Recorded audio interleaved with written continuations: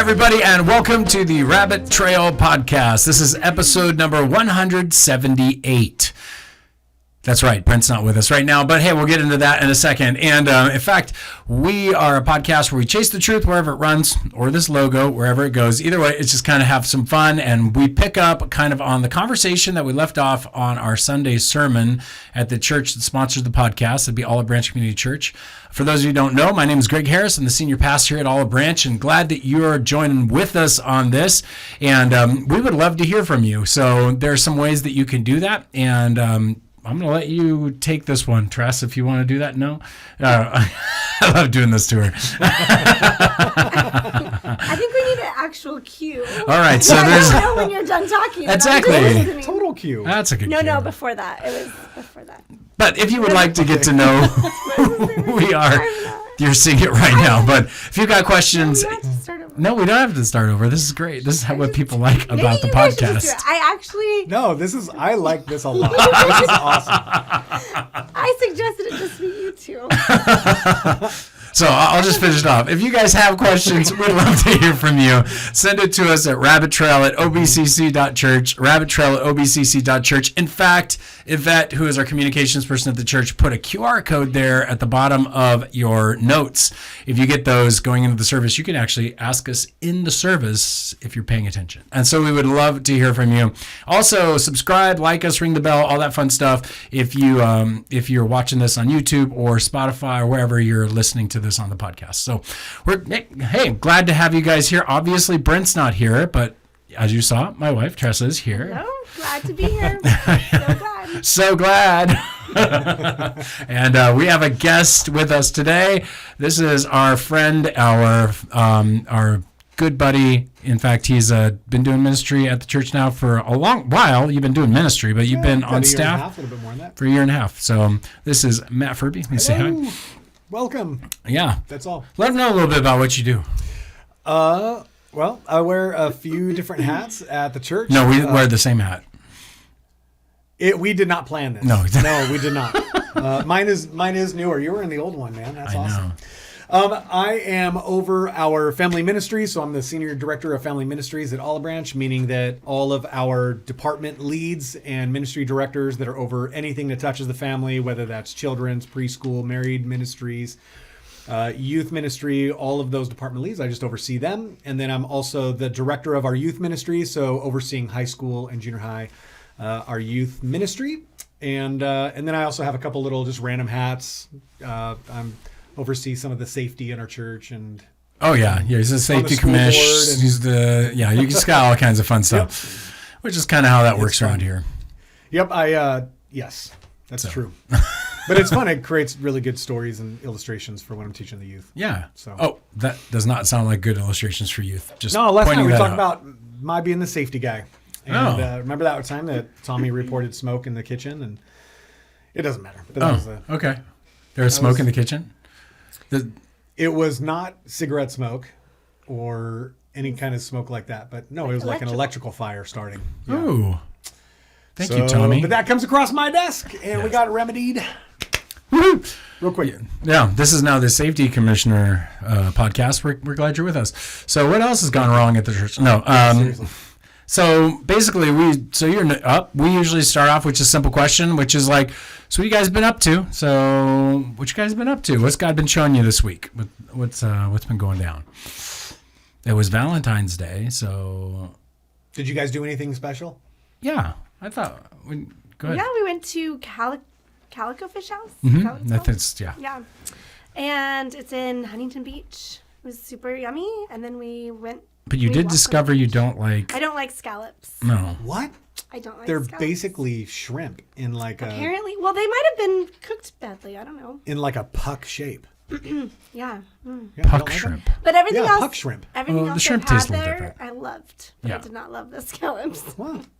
Interesting. Yeah, it was okay. Disappointing. And then we got to go on a nice hike down the beach all the way. It's beautiful. Oh, it was amazing. It's like, what's the Morro Canyon is what it's called, and then pops out at a beach after we had to like walk through like a sketchy like entrance tunnel with water up to our like above our ankles and was like, ooh, we're going to fall in somewhere. It was kind of fun, actually. And then walked all the way down to what's called the Beachcomber. I don't know if you know what that is. If you've ever been to Crystal Cove, there are these cute little houses and stuff that you can rent a house out, and there's this restaurant called Beachcomber. It's pretty sweet. Neat little place, kind of tucked away just south of Laguna Beach. So, yeah, really neat. It's beautiful. Wow. I should have gone first. Actually. Yeah, we just had a romantic time. Yeah, wow. Okay. Well, you guys We danced on the beach as the sun was going down in the background. It was kind of amazing. It was pretty darn amazing. That's awesome. Okay, how about you? What'd you do on your Valentine's Day? Well, we did almost absolutely nothing, which is kind of exact. It was kind of how we planned it. So as a family, my wife had brought up a question with the kids, just, is there anybody that we could invite to join us for Valentine's Day? And so just someone that maybe Valentine's Day would be a little bit rough. So we ended up ultimately having a single mom come over, and we got to just kind of bless her and just have dinner together as a giant family. And we ended up watching The Middle yep. So, and that is an awesome show, by the way. Thank you guys for turning me on to that show. Yeah, it's so good. Hilarious. So good. Yeah. So So good. it's the best. I love Brick. It's a great show. If you ever seen The Middle, you got to watch it. It's Great show. So anyway, no, it was super pleasant. So that was our Valentine's Day. Where are you guys in the middle? We are toward the end of the first season. So we're in that whole saga of Axel with this girl who they keep breaking up and get back together and breaking up and get back together. What your favorite scene? You got to remember. It's in the first season. He hasn't seen it yet. It is. Yeah, he Has has. he seen it? Yeah, that's like the first time you meet the girl. Is like when When you're at the game? No, they're sitting at the table. Oh, yeah. That already happened. Yeah. And then, Frankie my jumps favorite across the scene. table. Frankie jumps across and strangles her. It's like, That's the best. Yep. oh, you guys don't know what you're missing out there. That is great. We just ruined it for everybody else. But we did ruin it for you. But it's great. You'll still laugh. It's awesome. It's perfect. So the only sad thing that happened this week was like there was this crazy windstorm, and it went down the canyon, and like we went for a walk last night. We were just going kind of in the dark, and we counted like 13 pine trees just uprooted, falling down. Gigantic pine trees. It's nuts. Yeah, we were like, oh, but it smelled amazing. It did smell amazing. It smelled A little great. kiss from God. I'm like, oh, such death. That smells so good sometimes. Horrible. But no, that's like apparently it's blown down trees all over the place, and so hopefully you guys out there are all good and you're not chopping up wood in your yards. Did you guys get the hail a couple nights ago? Oh, that was that night, yeah. It was the same night. We got pounded. So I woke up about 2:30 in the morning. Ruben woke up and we had a bunch of lightning and hail. Oh, lightning. We missed didn't get the lightning. Yeah, we were out. Pummeled us. Yeah. It sounded first just like the wind was blowing and it was rattling our house hard enough that the house was shaking a little bit, which is pretty incredible. And then the wind started shooting the water, and it sounded like we were in like one of those car washes. I'm like, this is weird. It was crazy, man. Yeah. Our house is nice and clean though. Yeah, exactly. Yeah. So, okay, so as we pick it up here, thank you guys for putting up with that. Hope you checked out the middle; it's pretty good there. But we jumped into a topic, or actually, it wasn't a topic. We started a whole new series called Countdown this weekend, and we're back in the Book of Mark, and we are kind of addressing the last 3 days of Jesus' life. Then there's the day he's dead and the day he rises. So the 5 countdown days to when the world has changed. And so as we're kind of looking through that, we have the sermon we were called Tested. It was not called Limited, as much as people just kind of think it was. Weird, it was mistitled, which was fun. Really weird. Yeah. We would call it Tested, and we're looking at Mark chapter 14, and kind of this conversation of Judas betraying Jesus and this woman kind of breaking open this vase and pouring it all over Jesus' head, and discussing the idea of tests and trials. And so it's kind of one of those kind of fascinating subjects. I don't know. What you guys think? What were some of the questions that popped up for you guys as you were listening to that as we're kind of going through those subjects? I think for me, just one of the questions that I had, it was more of like going into it was, oh, he's going into this woman pouring out this perfumed oil. How is this going to tie in with Judas? Like, I thought that was a really weird pairing. I don't think I'd ever thought of that as a dichotomy in that chapter, where you have this this betrayal of Judas and this lack of extravagance. You use the word extravagance a lot in your message, which I love. Like that actually could have been even the title of your message. But I think that you have this Judas who has a lack of extravagance, this very simple, self-focused. There's just this weird tension under the surface that's bubbling out in his betrayal of Jesus. And then all of a sudden you have this purity that walks in the room. The irony of all of that is really powerful. And I just love that dichotomy that you pitted them against each other. Yeah, that guy I quoted as Edwards, his last name, but not Jonathan Edwards, just a commentator. And he was the one who like really pulled that out. Like you've got a named disciple who's a male who's going for money, an unnamed woman who's, you don't know who she is, if she's a disciple or not, pouring out this massive amount of money. He's getting a paltry sum, like for what he's going to do, and she's like putting this thing out there. Like that's just it was fascinating. And then later you find out, oh, all these people are named, and there's some weird stuff in there. Like the only name you get is Simon the leper. And you're like, what in the world? Why does he get the name? And it's some of that has been pointed to like, oh, Jesus is sitting at somebody's house who would have been ostracized and pushed out, and obviously he's healed him. But I actually was wondering, and this is just I wanted to bring this up just for fun. You get this idea that, and they were while they're at Bethany in the house of Simon the leper, verse 3. Now, the only time you meet Simon the leper is in Mark, and then Matthew mentions him. But Matthew also indicates the same story that Mark does. The only other time you meet a leper, I mean, there's times where Jesus is healing lepers out there, but only time you get a fixation on a particular leper is at the beginning. If you remember way back at the beginning of Mark, there's this leper who comes and is like, would you please heal me? And he's like, okay, I'll heal you. Just go to the temple, do your things. Instead, he runs around telling everybody. Yeah. And I'm wondering, is that what this means? Is this that leper? Is this a return back to this guy? Yeah, because in literature, you would point backwards to you don't just introduce somebody and you move on. You can do that, but then if you're going to make him appear again because he's significant, he would get the name this is the leper, almost like early Simon, leper. that one leper. Yeah.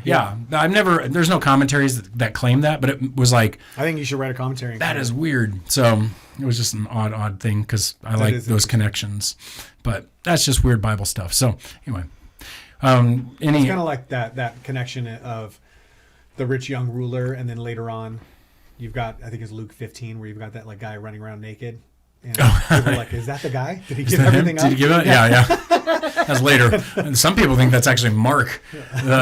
Literally. Really? Yeah, they actually we'll get into that. Yeah. That's like one of the big interpretations. This was actually Mark, and he was young, and he was sleeping, and so he kind of was in the cave. It was warm because everybody's there, so he's sleeping on his tunic because he doesn't own anything, so he's in his linen. And it's kind of weird, but they go, so you got Simon the leper and Mark the streaker. Yeah. That's what this is, the gospel of Mark the streaker. I don't know if we're allowed to say that. But the other one is that what's interesting is this is a common thing we know that the lady, her name is Mary, but it's not Mary Magdalene. And it's also, what's weird is because Simon the leper, there's another place where there's this guy, Simon the Pharisee, who is Jesus at his house. And this woman comes in, also with an alabaster jar, also breaking it open, pouring it on Jesus' feet, and wiping his feet with her hair. And then he's like, don't you even know who's doing this to you? This kind of thing. But this is happening way earlier. This is in the book of John. Luke. And this happens earlier in the text, not at this time before Jesus is going to the cross. Yeah. And so people have mixed this all up to where it's Mary Magdalene, who is a prostitute, who's coming in, and she's the one wiping her hair, and she's the sister. So they get all these people mixed up. So we think that somehow Mary Magdalene is a prostitute, which she's not. She had demons and was dispossessed. And they point out that the early church fathers were really bad at following the women around correctly in the text. They just kind of slammed them all together, which is kind of weird. And they never got like good credit. And this is definitely a woman who's getting amazingly good credit because everywhere she goes, her story is going to be told. So I love that. it's crazy. So what were some of the thoughts that you were running The first into? thing that you said on Sunday that jumped out at me was that the devil assumes you have a price, and you ask the question, what's your price? And when you were talking about tests will come. And so, I've just been thinking about that. I don't have an answer right now, but I feel like it's a really powerful thing as a Christian to consider. What is the thing that you're willing to give up? I mean, have you seen people, we both kind of done ministry and seen people kind of work through their, like, do you think that that's right? Like the devil he knows your price. He's just trying to find it. So, I mean, I've always thought of it I've always thought of it as like different idols that we hold that we're not aware of until it gets messed with. So like, when people lose their kids, and literally their whole life falls apart, which is understandable. Yeah. But then they can oftentimes, sometimes they will turn away from the Lord or be angry or, right? And so that's kind of a revealing of like maybe a type of idol in their life. But I had never thought about it in terms of like the devil, like knowing what your price is and like allowing tests, to come that are kind of tempting you in the area that maybe you are weak. Yeah, one of the things I said in first service, I didn't say in second, and it's just realizing this now, is that I think that the tests can also come like I've met people who are early on in their faith, they get tested, right? There was this young man, and it was just like, he was passionate, super excited, and then he was so into the experiences, he wound up leaving our youth group for this small group that was like trying to claim it was a church. And they were into like almost like a horrible version of experiencing God, right? Where it's like, God's gonna tell you everything to do. At the point where he ended up leaving Christianity because he swore that all you people do is you just wait around for God to tell you what to do. And you have no free will. You have no, and like to this day, just kind of walked away from it all because he got this weird idea that it was all about this experience of God telling what to do. And he's just like, I don't even get any agency. I don't have any freedom. And it was like the one thing, his price was his freedom. His price was his agency in that sense. And I was just like, and I tried to talk to him about it, but nope, I didn't know what I was talking about. I'm just like, okay. I think that's a deeper question than just simply, do you have any idols? Because I mean, it's super. It could be very superficial, or it could be very, like, first level to ask myself, is there anything that I focus? And there's a place for this conversation, but we'll talk about what are you spending all your time, talents, and treasures on, and what are gosh, I spend all my time thinking about sports. Yeah, sports can be an idol, but there can also be these idols that we're not even aware of. And I think that there are times like you're explaining, Teresa, like I think a lot of people wouldn't even recognize that their family or their children or that their walk with God is contingent on their kids walking with God. And I think that there is something really powerful about that question of even just like one of the things that you had said, I wrote it down, but you had said that the test comes when you're offered something that you want more than you want Jesus. And I think that there are some things that we don't even realize that that's what we're looking for, and I think that's just, it's a powerful conversation, but I think it's deeper than just simply, do you have any idols in your life? And like, yeah, I like chocolate too much. Like this is something way deeper. That's like, what is that longing in your soul that you're looking for something else to satisfy? And I do think that's what an idol actually is. I think we can minimize idolatry to one side where it is like just likes and things like those are idols, but then there's also like, idols are things you worship. Right. Idols are things that you won't let go of. You will love them more than you love God. But I think that the tension is like, those are things you sometimes know, right? And you're holding on to. And the other ones are like you're saying, they're under the surface that you're not aware of. I also find it's true in ministry, especially, and for people who are like, if you think you're done with the test, like sometimes it's not the test of whether or not you want to love Jesus. That was clearly Judas's test, but his is also a test of like ministry, of calling. Yeah. If you think about it, Judas is getting this chance to follow Jesus into the calling of the cross, and he's going to go, I'd rather have money than go through the suffering. And I can't tell you how many times we've tried to send a couple church planners out, and it's been fascinating to watch them both go to another place where they worked on it, started preparing, they were all ready to go, got there. And both of them fell, literally kind of showed up, needed to do something to sustain themselves while they started the church planting, and their practices exploded. Wow. They started making so much money. They decided, well, I guess I'm not supposed to be a church planter. I'm just supposed to make money. Wow, no kidding. Yeah. I haven't. Twice. Two that I can think of. Yeah, 2 times that it happened. It was just like, wait, what?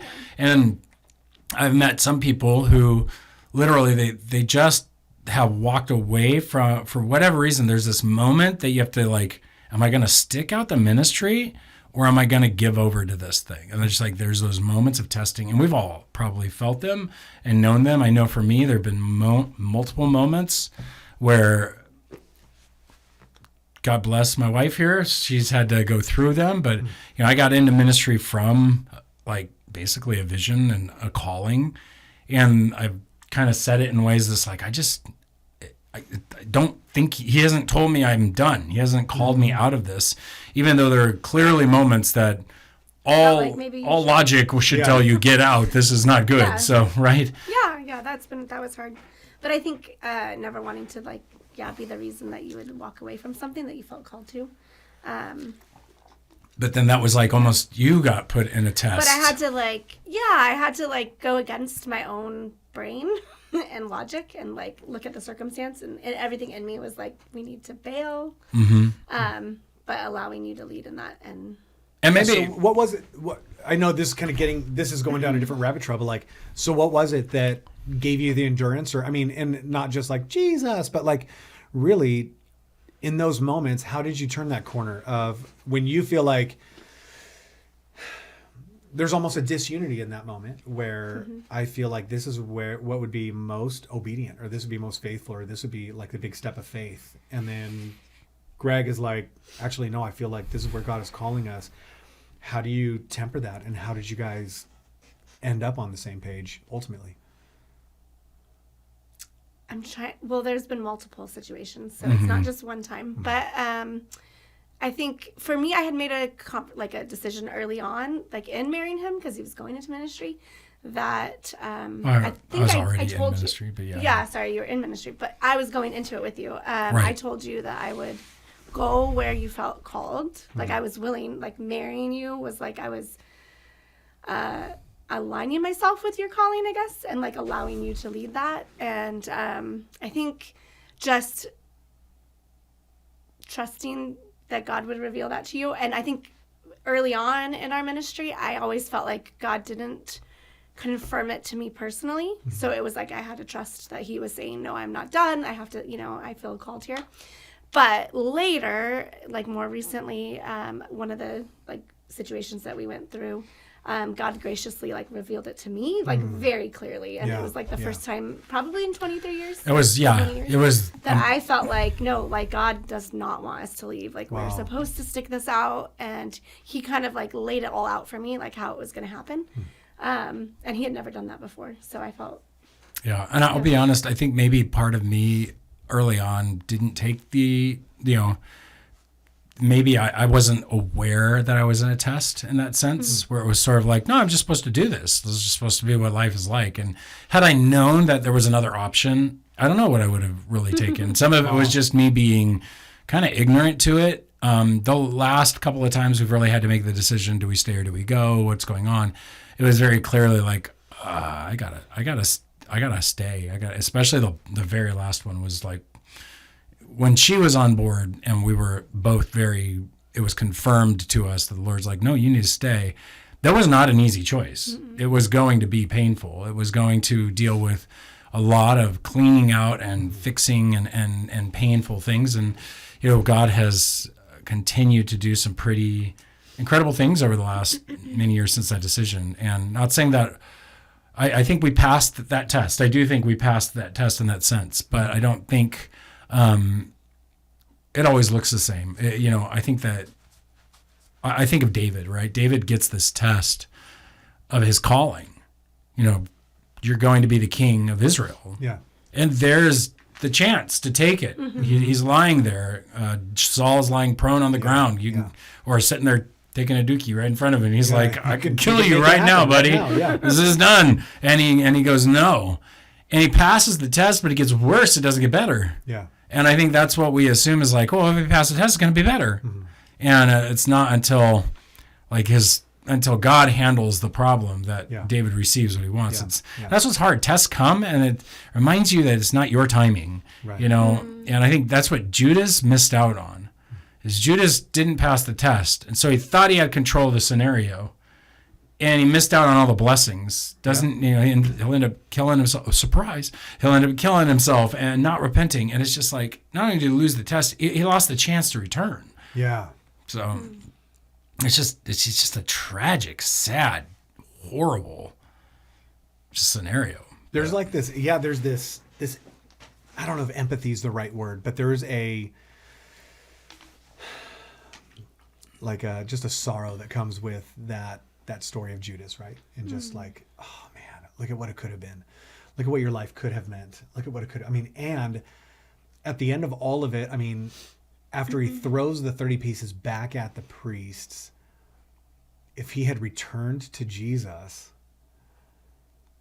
I think that he would have forgiven him. And I don't know how that works with the betrayal of Jesus. That's a tough one. I actually don't know what. I don't think he wouldn't have. I think Jesus would have forgave him if he had been repentant. I do. Right, he brings back. Peter comes back. But at the same time, Judas is like. One of the reasons I think that's true is because it's early. so sad that he gave up that opportunity. Yeah. What does he tell them? He says, "And you 12 will rule on 12 thrones." It's like. You're going to rule, and he's like basically telling that he uses 12. Yeah. Judas is numbered in that. He's painting a vision for Judas that Judas doesn't pick up for himself. So I think the devil knew Judas's price, and that's kind of scary. So I just popped in my head all the people that have left California, and this is not saying that they failed the test, but if you think about what is your price, and so many people leave because they're like, oh, I can sell my house and make all this money and go this other place, and with no thought of well, what's my ministry here? Has God called me here? Where's my community? What's the price of that? And then also what am I doing to the community that I'm going to? Because a lot of areas have been turned upside down by people selling their house for lots of money and then paying cash there. It's destroyed the real estate market in certain areas.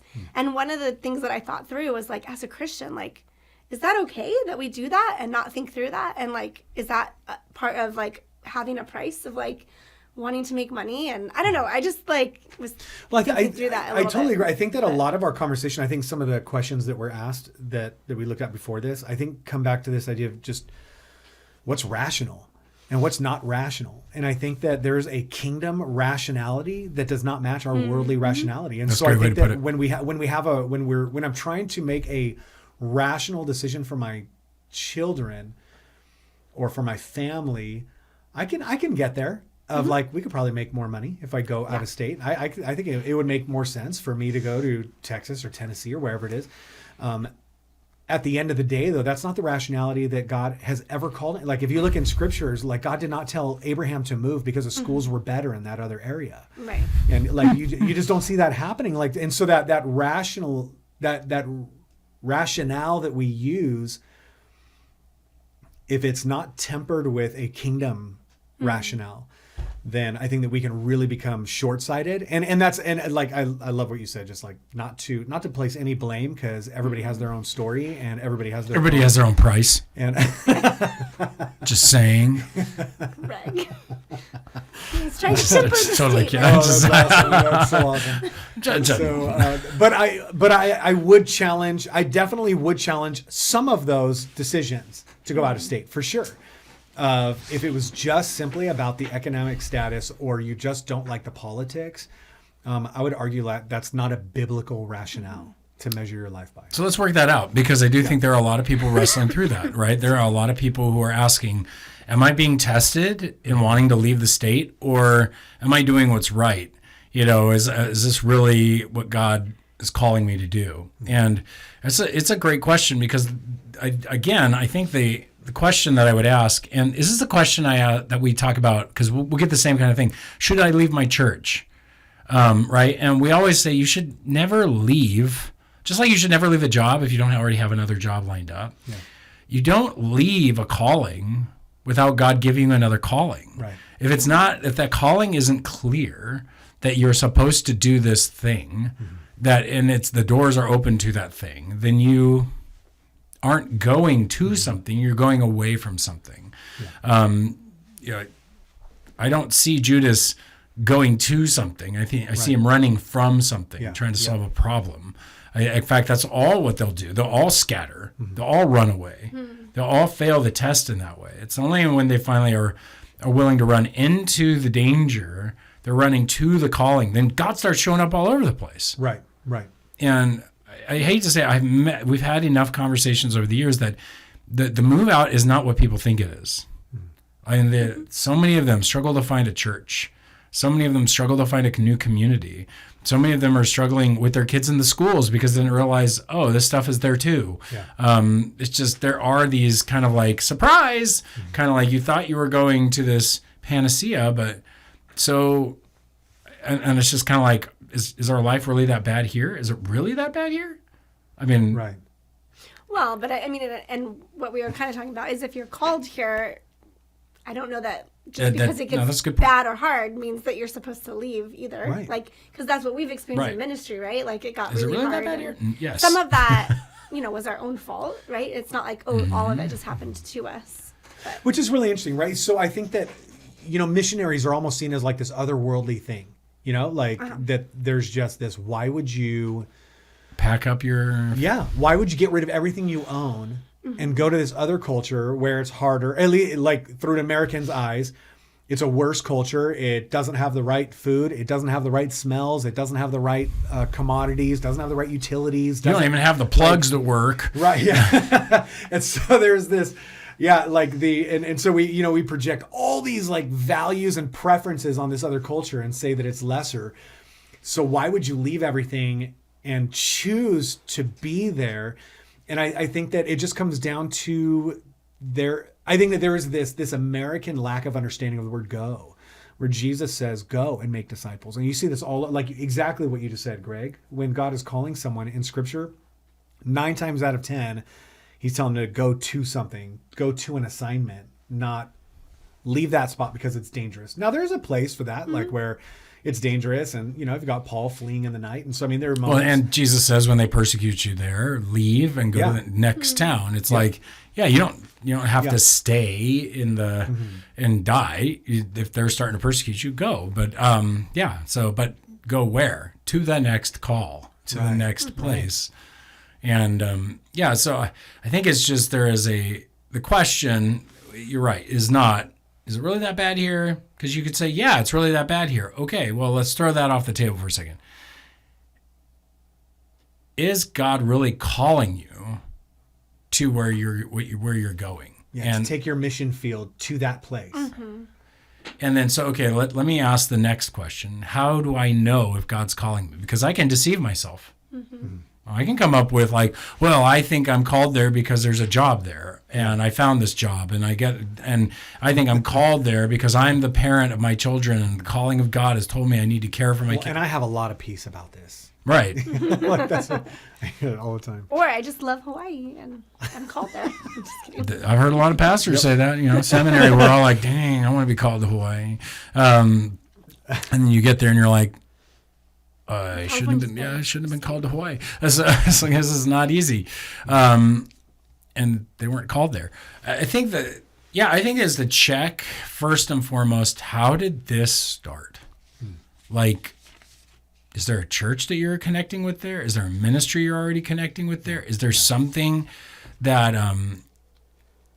is this about a job only? Is it more than that? Like there's some tangible things that you see in people ask this question, how do I know I have a calling in the ministry? Mm-hmm. So and the answer is typically people around you will affirm it. Mm-hmm. The word of God is affirming, like in the sense that it fits your gifting. It's kind of going that direction. God's opening doors in that direction once it's been affirmed around other things. Obviously I don't think there's gonna be a piece like we're talking about. Like I feel really good about this. It's more of like sometimes you feel there in a call. There's going to be a sense of. I think a genuine call comes with a sense of I'm not so sure I want to do that. Mm-hmm. I mean, when Moses is called, what does he say? have someone else do it. Yeah, I don't even speak. I don't even speak well. Like when Isaiah is called, I don't even know your name, dude. Yeah, when Isaiah is called, what does he say? I'm a man of unclean lips. Yeah. I live among a people of unclean lips. Like, hold on. Yeah. When David is getting the call, it's like everybody else around is like, what, this guy? And he's going like, the armor doesn't even fit. And there's always this kind of semi. I don't see it as like, Right. this is it. There's this beginning of a trepidation at first, like hold on a minute, like, and then God goes, no, I'm really telling you to do this. So I think it's part of that calling as I wrestle it out. I think that if you really need to know, God will make it absolutely clear. And I'm talking like, it's just, vision / just the confirmation of other people, continually that things shut down where you're already and something opens up. There's a step in the right direction in the ministry. There's a people group. There's just all kinds of stuff that is different than just it feels good. I think that's right. I think that there's a burden that comes with that, right? So there's that moment in, and I'm probably taking this a little bit out of context, at least as far as in its meaning, but the wording works in Acts 4, where you've got Peter and John who are on trial with the Sanhedrin, and they're telling them, you can't talk about, you can go, but don't talk about Jesus anymore. You can't be preaching under that name. And Peter ended up saying, well, who are we going to listen to? You or God? Who would God have us listen to? And then he said, but we can't help talking about this stuff. Like, we can't not do this. There was this, it was more than just, that sounds fun, or wow, I could get a lot of credit, street cred for being a pastor. Like, wow, I could get a lot of clout. I could be famous. Like, it was just I can't not preach the gospel of Jesus Christ. And I think that there could be that burden. I remember when I was at United Paving, and this is a couple Decembers ago, I think, January's, and we're in our small group, and I just feel that, like, I just missed ministry so much, and I was just hungry. Like, it was like weighing on me. And I remember telling our small group, can you guys just pray over this, either that God would open up a door or just make it very clear that the answer is no. And I'm okay with that. I just need to know. I don't want this burden anymore. Well, I think that's a good point, is that it's a calling when you're okay either direction. Well, and it's because, I don't want to chase my own rainbow. You know what I mean? Like, I just, if this is from the Lord, then of course, Lord, I'm ready, and whatever you want. But if not, then I'm okay with that. Just take that burden away.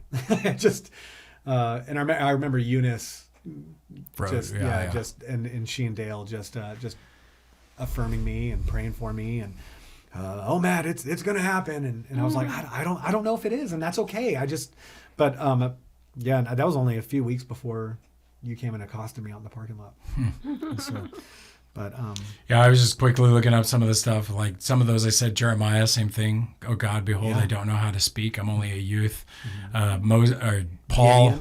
Gideon, I am the clan, the least of the clan. Saul said the same thing. You even end up with, Paul. He's sitting there going like, I'm a blasphemer. I've like persecuted the church. I'm like, this is, so he's not. He took it. It's just, what does Peter do? I'm going back to fishing. Yeah, I'm going back to, and he had to like literally be walked on a beach by Jesus and told, get going. I called you into this. Yeah. So I do think that it's not going to feel necessarily peaceful if God's calling you. In fact, that tug of war is going to make the clarity as God goes, no. And so if it's just a simple trip off, that's different. So anyway, we enough beating all of you up who maybe have left. We're not trying to do that. We're angsting here in California. So yeah. All right. I talked about the woman, and we said, she was this lady who loved Jesus extravagantly. And in her case, like, she's breaking open this stuff. She's literally doing it in the public eye. But what does that look like, say, with different personalities, different income levels, different things? Like, what do you guys think? Like, because some of us are, I think you're an extrovert, right? I'm like slightly extrovert, yeah. Okay, and we're introverts, and Brent's Brent. So, gotta make fun of Brent. Hi, buddy.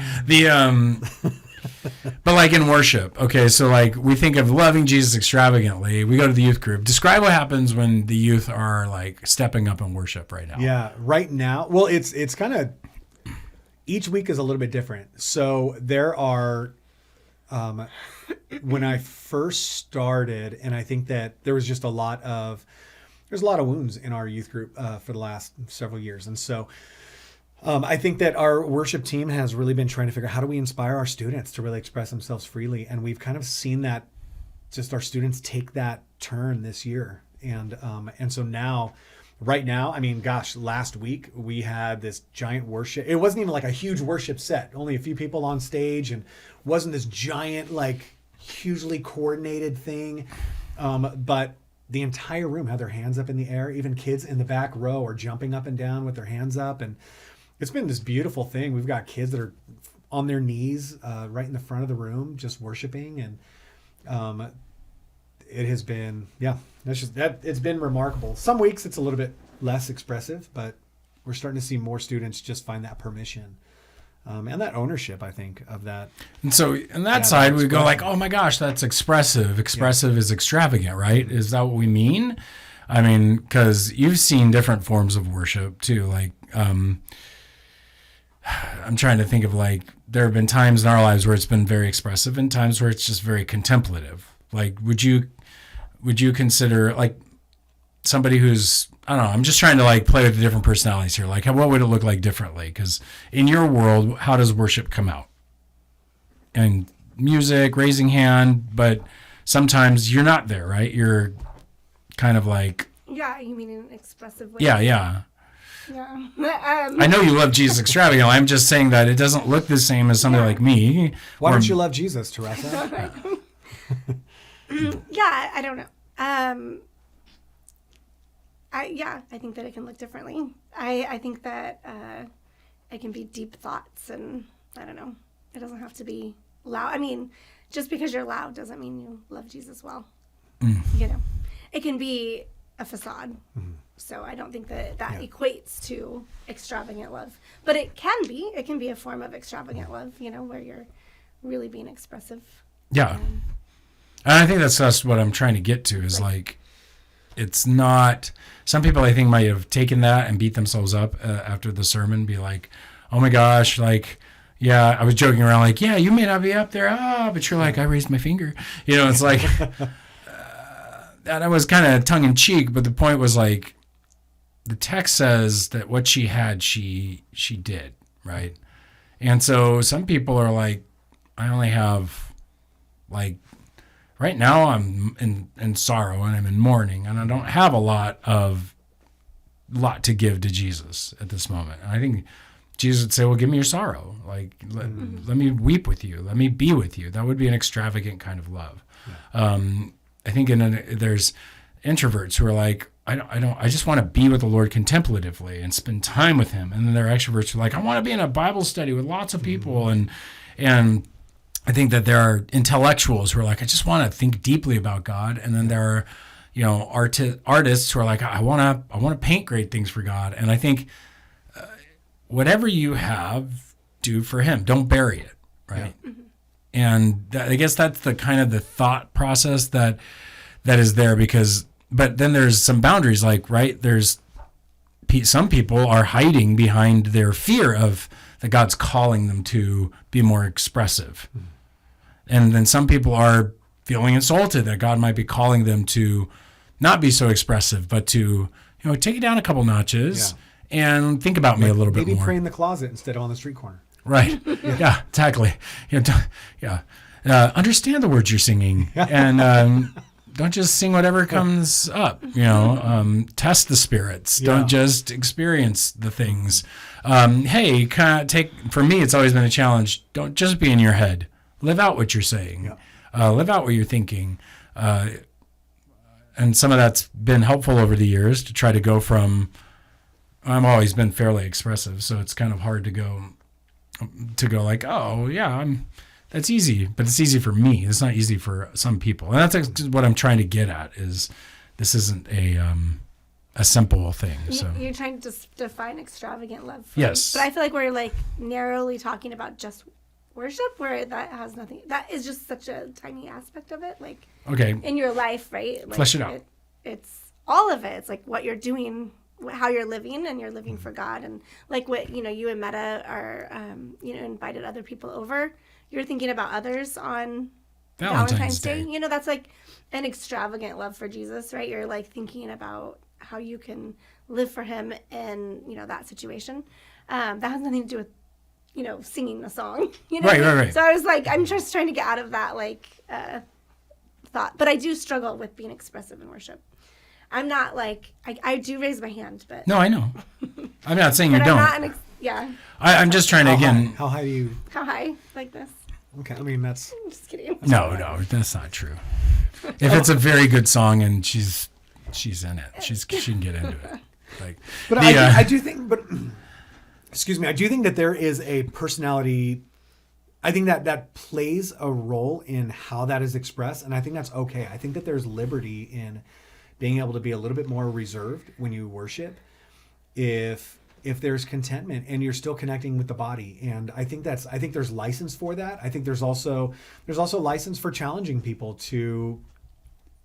I guarantee more people in the room on a Sunday morning want to worship expressively than are doing so. The default is fear for a lot of people.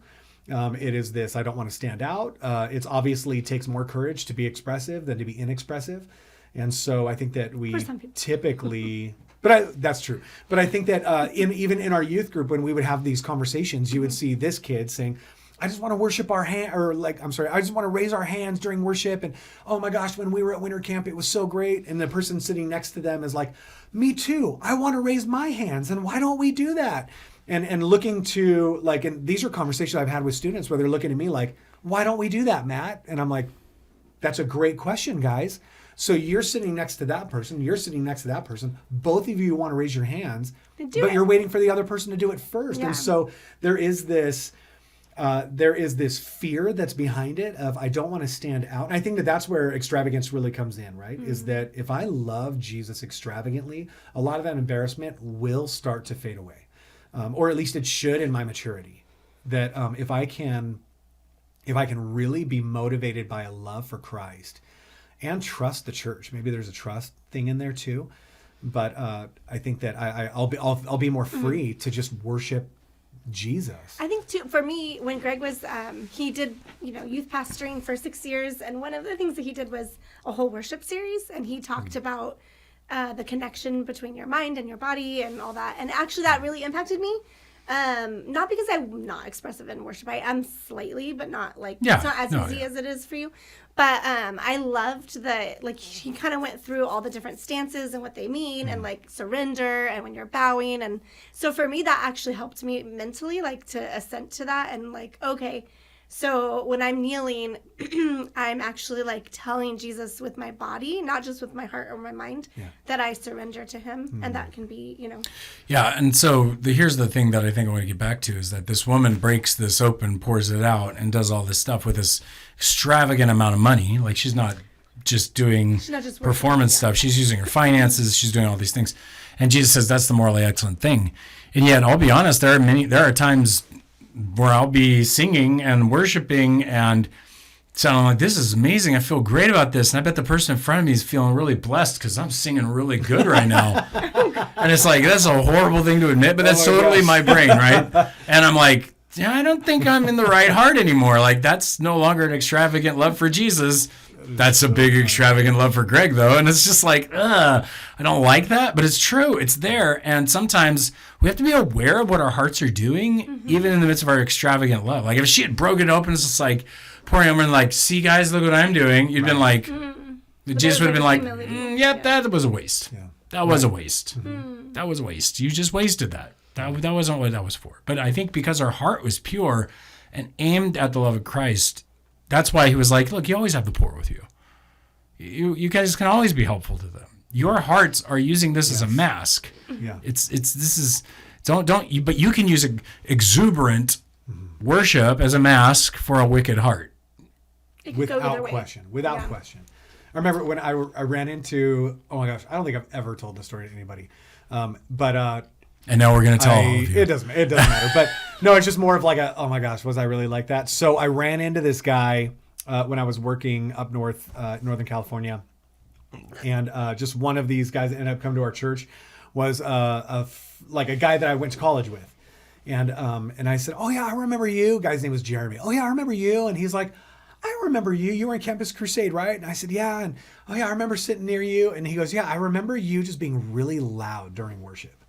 And I was like, oh my gosh. And I just, I remember being in Campus Crusade and just thinking, I'm killing it right now with my harmonies, like during worship. And like in my mind thinking like exactly what you just said, like, dude, the people in front of me are so blessed right now. Like they're getting the trumpets of the angels right now. Just want you to know that I've never once thought that. When I was standing behind you, you've never thought that? I've never. I'm just kidding. Actually, I will say I am blessed when I sit by Addie and Greg because then it drowns me out and I feel like I can sing a little bit louder. I actually think funny. I sound better. Because I can't hear myself. That's so funny. Anyways, but yeah. So, all right. But yeah, I remember just like, oh, I just can't wait for that review in heaven where we're like going through this. It's like, whoa, right here. What were you doing? What was that? Not worshiping you. Sorry, Lord. I was worshiping something, but it wasn't you, Father.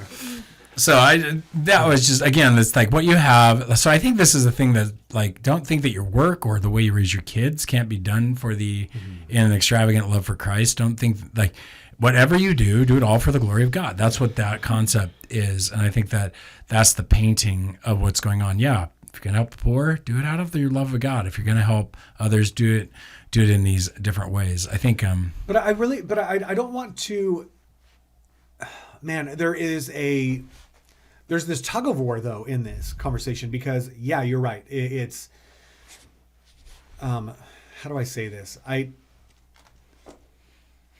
think there's a rub right here where you've got this, but she gave a tremendous sacrifice. And I mean, this is like you had said, like as soon as you dropped if you missed the Sunday service, you got to listen to it. I think that was one of your best messages. I was just blown away. But when you explain, like, kind of in today's equivalent, economy, it'd probably be around $40,000 in value, something like that. And as soon as you said that, my first gut reaction was like, oh my gosh, what a waste. Like, dude, like, it just, I can't believe she just threw that away for that 1 5-minute thing. And it's like, I totally empathized with the disciples in that moment where it was just like, what are you doing? And so, and also like, and there's this very Western world, this hyper focus on efficiency and utilization and can we optimize our return on investment and it's like she just dumps it all out and for what? It's not even like dumping it out on this orphan that now that orphan smells better. It's like just she just dumps it out. And so there's this kind of a like for what? But at the same time, Jesus, like you said, he says this is the most morally excellent thing this woman can do. And I think that there is this, I wouldn't ever want to use the restraint that's in my personality or me looking at like, man, I as an excuse to not be extravagant in the way that I display God's love. Does that make sense? Like just, this is extravagance, like when you talk about like raising as far as I can go though, right? Right. And so I think that there is this, I love like, gosh, I'm just blown away. And I love it when we have our missionaries come visit our church because I think it always just keeps me in focus in some ways in my heart. But I just look at Lydia, who we serve and who we support. And it's just, I'm just blown away by this. Totally would be living a completely different life right now. Not married to the guy she's married to right now. Not living the life that she has right now if she had not said yes to loving Jesus extravagantly with her entire soul. And so when I think of like, how does our personality come out in that? I think that if my motivation is, Jesus, I love you so much, and I'm overwhelmed with gratitude, that's naturally going to come out in my personality and how I treat people, right? So it might be me making that U-turn and dropping off a sandwich for that homeless guy. It might be just that kid over there needs a special word of affirmation. And some of that might even come out in your love languages. If you're a gift-giving person, I just think of if a spouse has a significant extravagant love for their spouse, then that's going to come out. But it all comes out differently just based on who that person is and how people receive that. And so I think that just, am I really, I don't, gosh, I have so many scrambled thoughts on this, but I think I there's this economy of the kingdom that comes out where, I mean, Jesus talks about leaving the 99 to chase after the one. And, Jesus leaves the crowds, Jesus is never about building up the crowd or all of that efficiency. And I think that our Western, like that whole thing of like, for what? She dumped that out for what? And I think that there is that question of what am I going to get out of that? What is that? Is that going to make our numbers grow? Because if not, is that really worth our investment? Is that going to make are the masses going to be told that story because they need to hear that story? And yet there are some things that we just do in quiet or in secret that could come out of that extravagance. This story reminds me of like another one that we've talked about over the years. Is David is standing there and he's got his two big military leaders, and Bethlehem's been taken over by this group. And he's like, oh, I'd only drink of that well water in Bethlehem again. That would be so awesome. The two guys are like, sweet, we're going to honor our king. And they take off and they fight and then make this battle and get there to get this well water and bring it back. And they, and it's like they risk their lives to bring him this water. And he takes it and he's like, oh my gosh, you risk your lives for this? And he's like, and just pours it out on the ground. And you're like, That's one of my so favorite brutal, stories, dude. Yeah. It's so. well, why is that one of your favorite stories? It's one of my favorite stories because, Just the look on those guys' faces. right? Man, Like they're just like, wait, you just what the heck, risked man? your life for Yeah. you, and now you just dumped it out. And I love it because it's like representing just the value of God. Like, and you can't put a price on that. Like he was like basically like, I'm not worthy to, like, I have to give this over to the Lord, and nothing. For me, it just means like nothing can be wasted on the Lord. Because like sometimes, I've wrestled with like, what is our life about? Like, what have we been doing, and what have we been sacrificing, and why are we doing this? And it, for me, was like, nothing's wasted on the Lord. Like when you pour yourself out to the Lord and you do it for him, like he's worth that, right? Like, so Yeah. I think that's So that story. that'll preach. Oof.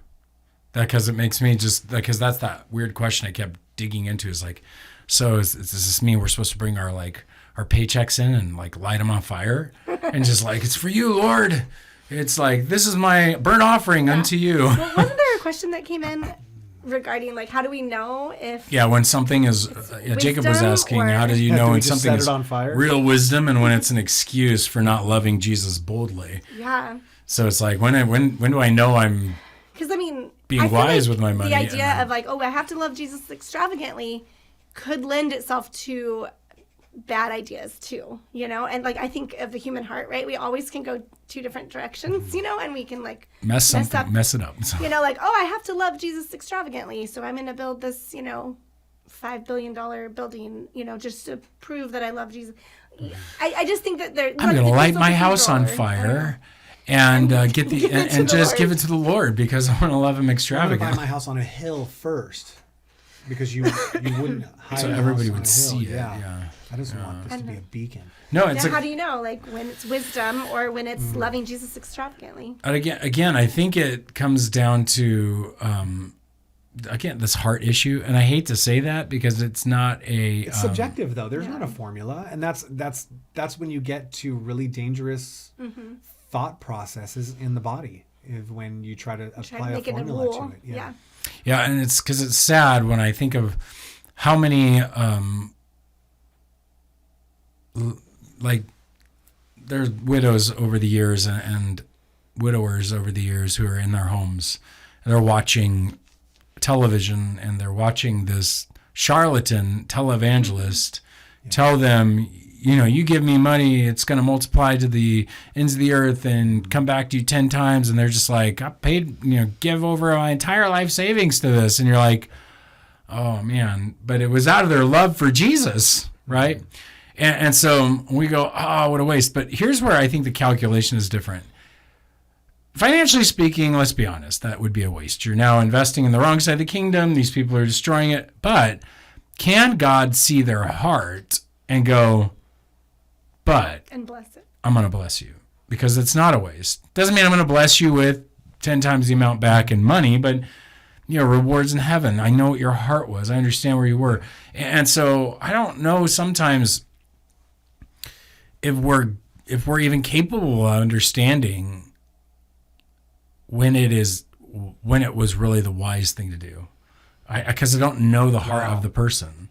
I don't know the heart of that little old grandma or grandpa who is just, honestly, I just love Jesus, and this is the person I get to watch right now. And I want to see Jesus. And they were manipulated out, and we're like, you were just manipulated. Or was it like, no, I just love Jesus, and if this is going to work, I think God would say, well, that wasn't in the heart a waste, even if it isn't a wise thing to do. And I don't know if what the woman did was, we would call it worldly wisdom or not. I don't think we would consider that a wise thing. But then I play it out in my head. Well, she should go, okay, so she goes, sells it, gets $40,000. They give it out to the poor, and some other person bought it for $40,000 and goes and just slowly over time uses it or saves it as an investment, and later, what greater thing could it be done than to be used on Jesus? It's almost like Jesus makes the value of that thing more worthwhile than anything they could have counted it for. Well, and I think when you're thinking about the idea that, the poor you will always have with you, what is the actual point of him saying that? Because we're not ever going to be able to eradicate poverty.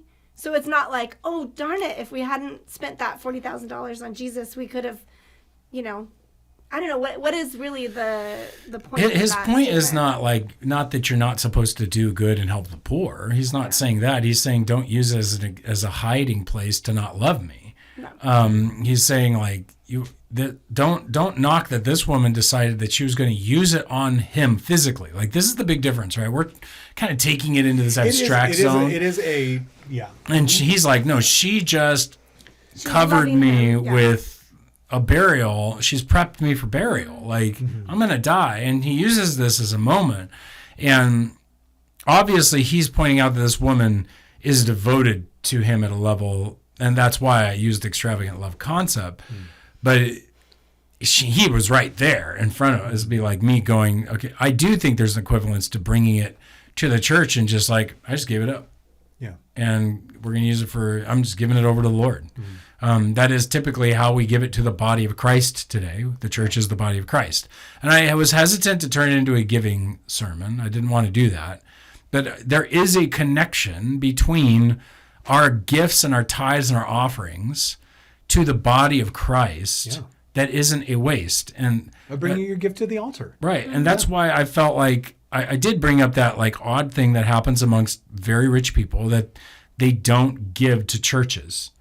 They don't give a full tithe of their church. They spread their tithe out. And it's like, oh, okay. As a person who's working in the church, I'm like, there is a lot of ministry. There is a lot of stuff churches can't do because we're trying to solve earthly problems that are not solvable until Jesus returns.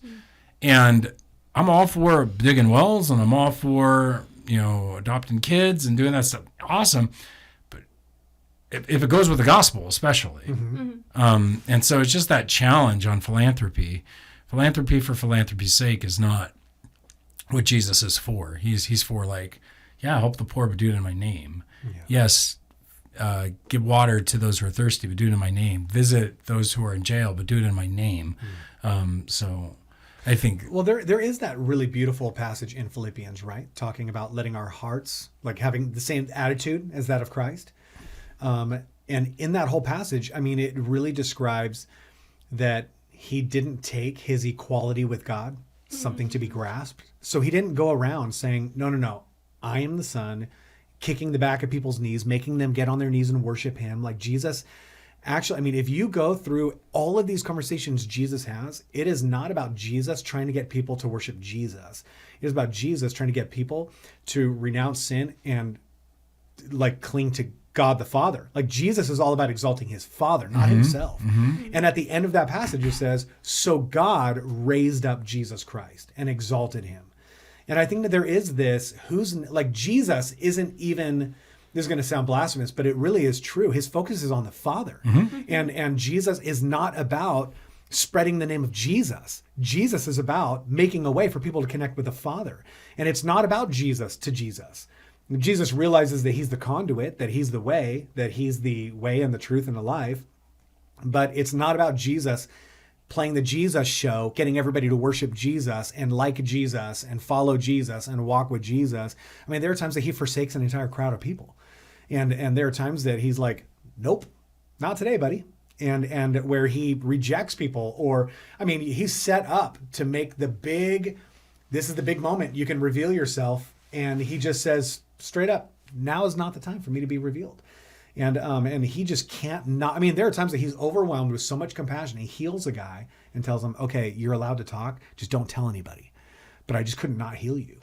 And there's this, I love that when Jesus heals people and tells them, don't let anybody know I just healed you. There's this extravagant love is bubbling out of Jesus, and it's not about Jesus. It's about his love for the Father. And I think that a great question is just, whose name am I trying to make great in this? And I think that I've been guilty of that in the past and I think sometimes I still have to wrestle with that of like, ooh, man, am I doing this one because I want to sound wise? Am I doing this one because I want that kid to think that I'm really nice? Am I doing that? And then there are a lot of those times where it's like, oh my gosh, this kid just needs to know Jesus loves him. And I think that I love that passage in Philippians that just really breaks that down for us, that attitude of Christ. And so the same attitude in us being, it's not about us, it's about Jesus. Right. And it's so, not about the name of Matt, and it's not even about the name of Olive Branch. It's about the name of Jesus. Right. And so I think for the question that's asked, the answer is like, when do you know it's real wisdom? When it's all about Jesus. Yeah. You may be prompted to do something that seems dumb, but doing it for Jesus. I remember there was, we'll kind of close up on this. There's one final question we can attack maybe at another point, but years ago, we were doing a service and we were talking about giving, and we kind of replicated when you preached that one time, but it was like, if you have a need, be bold, come forward, stand in front of this church. Yeah. And we'd given everybody $1. And so during that, we're just kind of trying to prime people's generosity. And, people got up and they were bold. They went out and they started handing people money. And some people were like, this is the exact amount I needed. They were just like, this is incredible. And some people were like, this is weird. You're not making sure people really have the need. You're really not sure. Like there were some practical questions that were being thrown our way. And we're like, I just felt like this was what the Lord wanted us to do. Yeah. And years later, had this guy come up in repentance to the church, like give his life to Christ again. And he's just like, I really, really have to apologize. I was here 3 years ago when you guys did that money thing, and you guys gave me this money, and I went straight out and I used it on drugs, and I took all this stuff. But it was that thing that led his life to the gutter, that led him back to Christ, so that he was like, so he can still use it. Yeah, repentant. Yeah, but it was kind of like. Did you tell me he still owes that money though? I'm just kidding. You still owe us that. Yeah. $50, But it was like one of those, like, it's not a waste. Even when it appeared to be a waste, it wasn't a waste. And so I would love to give a clear answer on like when it's real wisdom, it's just an excuse. I don't think there's. I think that if there's a prompt, it won't leave you alone if it's really about Jesus, and you'll know if you're not really trying to love Jesus boldly. But I wonder if our default right now, a lot of times it's no, unless I know I'm sure. What if my default were yes, unless I know that God is not saying, what if my default is generosity? What if my default is an irrational willingness to help? What if my default is just I'm just going to pray for that person, even though I don't know what's going on with them, and so it doesn't necessarily have to be like that. Money. I'm going to go and help everybody with money, but it could just be, what if my default is, I feel this weird prompting, and Lord, I'm just going to assume that that's you with certain wisdom. I mean, if it's like I'm going to go put myself in a as long as compromised position, clearly different. Good and it's clearly scriptural, right? But instead of like, I need 3 validations, and I need maybe the next letter on the car will be an R. I'm just kidding. Right. Well, and we play those dumb games though. Especially when you're thinking about whether or not you should go out with a girl. So no. Oh man. There are a lot of stories. I'm sure you guys have that story. But, well, yeah, we could go on, and there's a lot to this conversation. It's a fun conversation. It is really fun. And thanks, Matt, for joining us and being a part of this. I'm going to just wrap it up here. It's been a good hour. And so first, we just want to say thank you. Thank you guys for listening in. Thanks, Matt, for being with us. Thanks, Tress. And we're just excited that you guys would join with us. If you have questions, further questions, again, you can send us an email, and our email is rabbittrail@obcc.church. That's rabbittrail@obcc.church. And we would love to hear from you. Questions, comments, the reason that you think Brent is so guapo, whatever. But we just love for you guys to join with us in any way possible. So, anyways, want to say thank you to Tommy, our assistant, to our producer Jacob, and for Dale, who is our editor and gets this stuff put together. Thank you guys and team. Thanks for being a part of that. Brent, we hope you've had another great vacation, because you get them all the time. But anyway, yes, he's on vacation. So, but otherwise, that's us saying thank you for being with us. God bless you guys. We will see you next time. Boom, shaka.